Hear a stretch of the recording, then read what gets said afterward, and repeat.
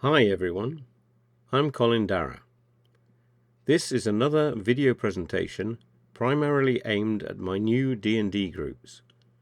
My players are new to both D&D and Roll20, so these introductory videos are aimed at giving new players a basic idea of how to use the Roll20 interface and its built-in character sheet. I'll start with Hector, our wizard. Let's Alt double-click his token. His character sheet opens,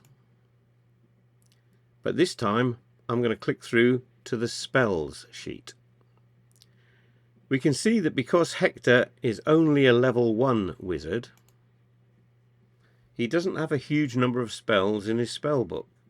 In fact, he only has 3 cantrips and 6 level 1 spells. Before I continue, I need to make a clear distinction between cantrips on the one hand and all other spells on the other. Cantrips are effectively level 0 spells. These are spells which the caster knows by heart. They are always available to be cast whenever the caster desires. They never have to be prepared beforehand and are always ready to be used. Spells of levels 1 through 9, on the other hand, are handled differently to cantrips.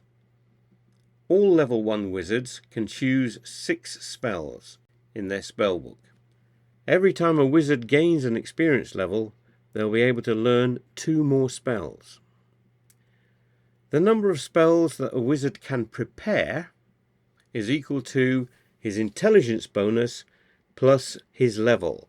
So flicking back for a moment to the core sheet, we can see that his intelligence bonus is +3 and his level is 1. So 3 plus 1 equals 4. Going back to the spells sheet, spells need to be prepared before heading off for a day's adventuring. That's what these red dots indicate. Changing the prepared list can only be done at the end of a long rest and is a simple case of selecting and deselecting the red dots. A very important concept that we'll discuss next is spell slots. You can see that at level 1, Hector has a maximum of 2 spell slots and he currently has 2 slots remaining, which means he hasn't used up any of his spell slots in the current adventure. As well as learning new spells, casters also gain more spell slots as they increase in experience level. We can see that at level 2, Hector will get 1 additional first level spell slot, taking his total to 3, and when he reaches 3rd level, he will have 4 first level spell slots and 2 second level spell slots. So what does all that mean? Well, simply put, spellcasters are limited in the number of spells that they could cast. Hector can cast any of his prepared spells, even casting the same spell repeatedly if he wants, but whenever he casts a spell, he will use up one of these spell slots. Once all his spell slots are consumed, Hector will only be able to cast cantrips until his spell slots reset after a long rest. We'll talk about long and short rests in another video. We're now going to have a look at the spells in a bit more detail. Let's investigate the cantrip Firebolt. When I hover the mouse pointer over the word Firebolt, you'll see a grey speech bubble and a grey info bubble. If I click on the speech bubble, the full spell description is shown in the chat window. If, on the other hand, I decide to click on the info button, the spell info appears immediately below its name, but only on the character sheet. Clicking again collapses it back up. Okay, it's now time to see how we cast a spell. Wizards have a spell attack bonus shown here. This is made up of his intelligence and his proficiency bonus. 3 intelligence bonus plus 2 proficiency bonus for a total of plus 5. Okay, going back to the spell sheet again. I'm going to be targeting the closest goblin with Hector's cantrip Firebolt. So I click on the name of the Firebolt in the cantrip list, and this is a no advantage situation, so it's a normal roll. I just click submit. The dice rolls, and I score 10. Now that 10 actually turns out to be 15 because of the plus 5 attack bonus, and I know that that is equal to the goblin's armor class of 15, so it's a hit. Let's see how much damage Hector inflicts. I click on the word Firebolt in the chat window, and a D10 is rolled. Wow, that's a great roll. I rolled 10, so that's 10 points of damage. Actually, 10 points of damage will reduce the goblin to 0, and therefore he's dead. In the description of some spells, the target may have the opportunity to attempt to cancel some or all of the damage by passing a saving throw. Have a look at the description of the spell Burning Hands. The spell description states, each creature in a 15-foot cone must make a dexterity saving throw.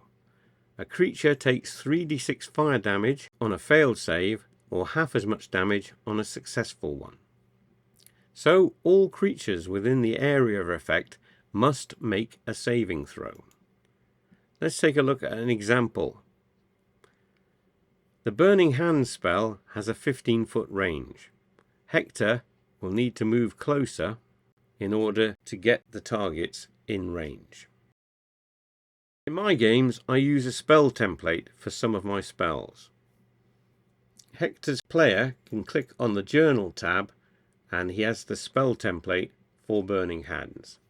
He drags the spell template centered on Hector, and then he will rotate the spell so that the goblins are engulfed in the spell. You can use the Alt key to get exactly in position. Here both goblins are covered, and both will have to make a save. All targets under the template are automatically hit and will take 3d6 damage. Clicking on the name of the spell, we are prompted to choose a level. Well, Hector is only level 1, so he selects level 1 and then clicks submit. You'll see that the slots were decremented, so he's only got one more chance at using a level 1 spell. Looking at the dice roll, we scored 6 plus 1 plus 1 for a total of 8 points of damage. There is an opportunity for the goblins to do a dexterity save, and if they score 13 or more, they will take half damage. I'm going to get rid of the spell template now. Now remember, we've hit both goblins. Normally, as a player, you wouldn't get to see the non-player character saving throws, but for the sake of this demonstration, I've made some configuration changes. Let's make the save for each goblin. Right, we're just going to click on the word dexterity, and you'll notice that dexterity saves have a +2 bonus. So I click on the word dexterity. Again, there's no advantage, so it's a normal roll, and we click submit. He scored 17, which is converted to 19 with the +2, and that's definitely enough to reduce his damage to half. So he will only take 4 points of damage. The other goblin, he's going to make his save now. So I'll roll the dexterity saving throw. And remember, there's +2 added to this as well. It's a normal roll. Click submit. It's 14 plus the 2, making 16. Again, beating the DC of 13. So he is also only going to take half damage. So his damage is reduced by 4 also. Hector didn't do as much damage as he thought. Well, I think that's covered all the things I wanted to cover in this video. So I'll just say goodbye and hopefully see you again in another video at another time.